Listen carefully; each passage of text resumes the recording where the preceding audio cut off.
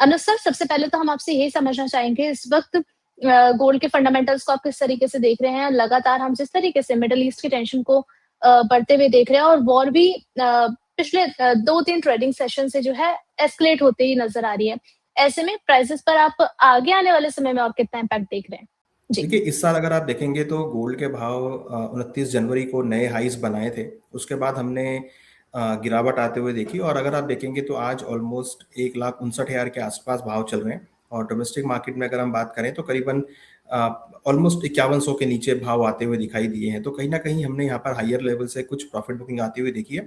हालांकि पिछले 2 महीनों से अगर हम देखें तो काफ़ी रेंज बाउंड मोमेंटम गोल्ड में देखने को मिल रहा है। यहाँ पर इंपॉर्टेंट चीज़ क्या है कि डॉलर इंडेक्स जो कि करीबन 4 महीने के उच्चतम स्तर पे चल रहा है और 100 के ऊपर आ गया, तो उसकी वजह से हम देख रहे हैं कि थोड़ा प्रॉफिट बुकिंग, एक करेक्शन हम गोल्ड सिल्वर में आता हुआ देख रहे हैं। हालांकि अगर हम एक लॉन्ग टर्म की बात करें तो डेफिनेटली लॉन्ग टर्म पॉजिटिव है, मगर ये जो जियो पॉलिटिकल कंसर्न्स हुए हैं और बेसिकली ऐसे कंसर्न्स जो कि मिडल ईस्ट में हुए जहाँ पर ऑलमोस्ट गोल्ड की डिमांड का 25% तक यूज होता है, वहाँ पर जो है डिमांड कम होने की वजह से भी हम देख रहे हैं कि गोल्ड और सिल्वर के भावों में गिरावट आती हुई दिखाई दे रही है। दूसरा, जियो पॉलिटिकल कंसर्न्स की वजह से इन्वेस्टमेंट बाइंग जो है वो यहाँ पर कम होती हुई दिखाई दे रही है।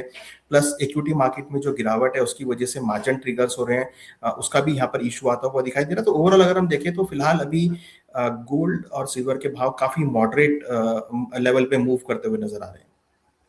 जी, बिल्कुल। और मिडल ईस्ट की जो टेंशन है वो बेसिकली एक मेजर रोल प्ले कर रही है। सर, आपने यहाँ पर डॉलर इंडेक्स को जो है वो मेंशन किया था कि ये भी कहीं न कहीं जो है वो एक मेजर रोल प्ले कर रहा है गोल्ड सिल्वर के प्राइसेस में। फिलहाल अगर हम प्राइसेस को देखते हैं सर, तो आपने मेंशन किया कि पिछले 2 महीने से जिस तरीके से हमने प्राइसेस में जो है एक फ्लक्चुएशन आते हुए देखा है, आपको लग रहा है कि प्राइसेस जो हैं वो अपने हाईएस्ट पे जो है टिक नहीं पा रहे हैं? ऐसे में गोल्ड आपको लग रहा है कंसोलिडेशन टाइम करेक्शन में जा चुका है? देखिए, बिल्कुल आपने ठीक कहा कि जो कंसोलिडेशन है वो हम गोल्ड सिल्वर के भावों में देख रहे हैं, क्योंकि यहाँ पे देखिए एक तो इन्वेस्टमेंट डिमांड थोड़ा कम देखने को मिल रहा है। दूसरा, डॉलर इंडेक्स की वजह से जो फंड इन्वेस्टमेंट ट्रांसफर है वो डॉलर इंडेक्स में आता हुआ दिखाई दे रहा है। प्लस क्रूड की तेजी आने की वजह से कहीं ना कहीं जो इन्वेस्टमेंट बाइंग है या जो ट्रेडिंग एक्टिविटी है वो क्रूड और नेचुरल गैस की तरफ शिफ्ट हो गई है। तो थोड़ा सा लोगों का यहाँ पे जो ट्रेडिंग एक्टिविटी है वो यहाँ पर शिफ्ट होती हुई दिखाई दी है। चौथा इंपॉर्टेंट चीज की फिजिकल डिमांड इस टाइम कम है, क्योंकि जो शिपमेंट्स यहाँ पर कैंसिल हो रही है, जो शिपमेंट्स अटकी हुई हैं स्टेट ऑफ हॉर्मुज में, उसकी वजह से गोल्ड और सिल्वर फिजिकल फॉर्म में नहीं आ पा रहे हैं, जिसकी वजह से जो फिजिकल डिमांड है वो यहाँ पर कम होती हुई दिखाई दे रही है। इवन हमने ये भी देखा है कि जो ज्वेलर्स हैं वो यहाँ पर अपने ऑर्डर कैंसिल करते हुए नजर आ रहे हैं। तो कहीं ना कहीं जो फिजिकल डिमांड है वो यहाँ पर कमजोर पड़ती हुई नजर आ रही है, जिसकी वजह से हम देख रहे हैं कि गोल्ड सिल्वर के भावों में हम एक रुका हुआ माहौल या थोड़ी सी गिरावट यहाँ पर फील करते हुए देख रहे हैं।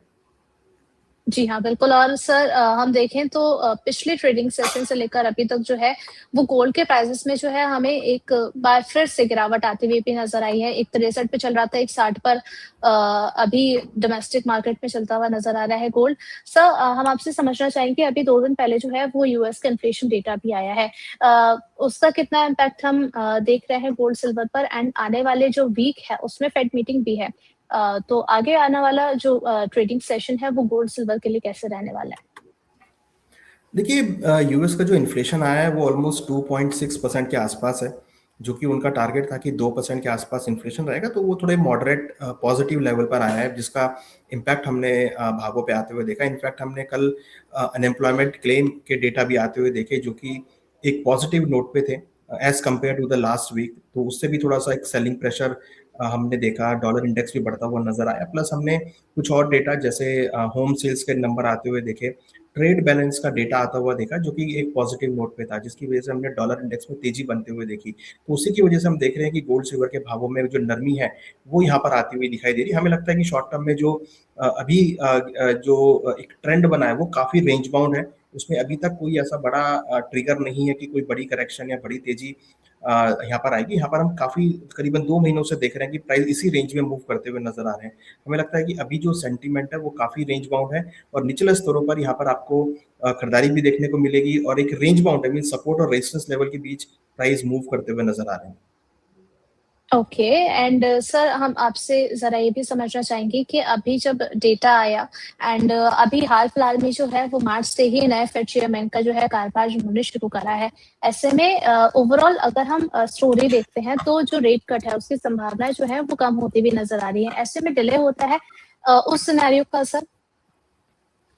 देखिए बिल्कुल अगर यूएस के डेटा पॉजिटिव आते हैं तो डेफिनेटली उनको एक रूम मिलेगा इंटरेस्ट रेट कट करने के लिए, जो कि मई में ऑलमोस्ट जो नए मिस्टर वॉर्स हैं, जो नए फेड चेयरमैन होंगे जो यहाँ पर ज्वाइन करेंगे, तो उनके पास एक मौका मिलेगा इंटरेस्ट रेट को कट करने के लिए। तो अगर वो इंटरेस्ट रेट कट करते हैं, हालांकि वो काफ़ी डोविश काइंड ऑफ पर्सन है, तो मुझे नहीं लगता कि वो इंटरेस्ट रेट कट करेंगे यहाँ पे। हो सकता है कि इंटरेस्ट रेट बढ़ाते हुए नजर आए या इंटरेस्ट रेट मॉडरेट रखें, तो हो सकता है कि उसकी वजह से भी भावों में आपको बहुत एक रेंज बाउंड मोमेंटम देखने को मिलेगी। तो अगर हम अब कैलकुलेट करें तो अभी कोई ऐसा रीजन नहीं दिख रहा है जो कि गोल्ड को फिलहाल यहाँ पे थोड़ा सपोर्ट करता हुआ नजर है। बट हाँ, लॉन्ग टर्म में हम मान रहे हैं कि अच्छी खासी खरीदारी आपको देखने को मिलेगी। जैसे ही वॉर रुकेगी, दोबारा से जो गोल्ड की डिमांड है वो आपको मार्केट में आती हुई दिखाई देगी, ज्वेलरी की डिमांड आती हुई दिखाई देगी, इन्फ्लेशन के अगेंस्ट में आती हुई दिखाई देगी। और हाँ, ये डेफिनेटली जो वॉर चल रहा है उसकी जो सेवेबल डिमांड है वो भी यहाँ पर आपको बनती हुई निकल कर आती हुई दिखाई देगी। तो मुझे लगता है कि उससे काफी हद तक लॉन्ग टर्म में आपको एक पॉजिटिव ट्रेंड मिले। शॉर्ट टर्म में मेरा मानना है कि मार्केट थोड़ा रेंज बाउंड होता हुआ दिखाई देगा, और कहीं ना कहीं मार्केट में आपको एक लोअर लेवल पे कुछ कुछ छोटी छोटी खरीदारी आपको देखने को मिल सकती है। चलिए, तो यानी कि लॉन्ग टर्म स्टोरी जो है गोल्ड की काफ़ी पॉजिटिव नज़र आ रही है and for the short term अभी जो है सेंटिमेंट बहुत ज़्यादा अट्रैक्टिव नहीं लग रहे हैं।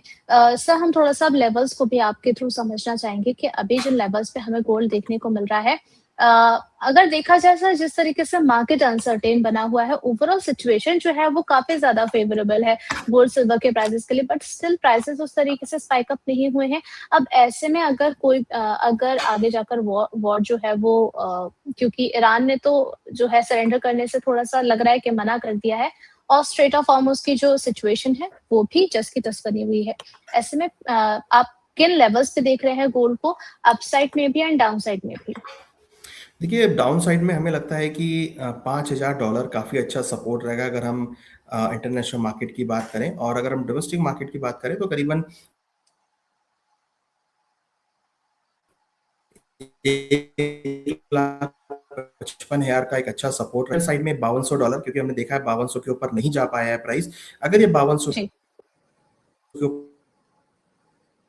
ऊपर ब्रेक करता है, ऊपर देखने को मिल सकती है। हम काफी टाइम से देख रहे हैं गोल्ड का भाव 1,55 से लेकर 1,65 के बीच मूव कर रहा है, कोई बड़ा ट्रिगर नहीं आ रहा है। आज भी अगर हम देखें तो मार्केट 5,060 के आसपास से जंप होकर वापस $5,120 के आसपास आ गई है, तो करीबन $60 की मोमेंटम यहाँ पर आया। तो कहीं ना कहीं अगर आप देखेंगे तो बहुत साइडवेज और रेंज बाउंड मोमेंटम यहाँ पे देखने को मिल रहा है। तो मुझे लगता है कि अभी भी प्राइस 1,55 से लेकर 1,65 के बीच मूव कर सकते हैं, मीन्स $5,000 से लेकर 5,200 के बीच में मोमेंटम देखने को मिल सकता है।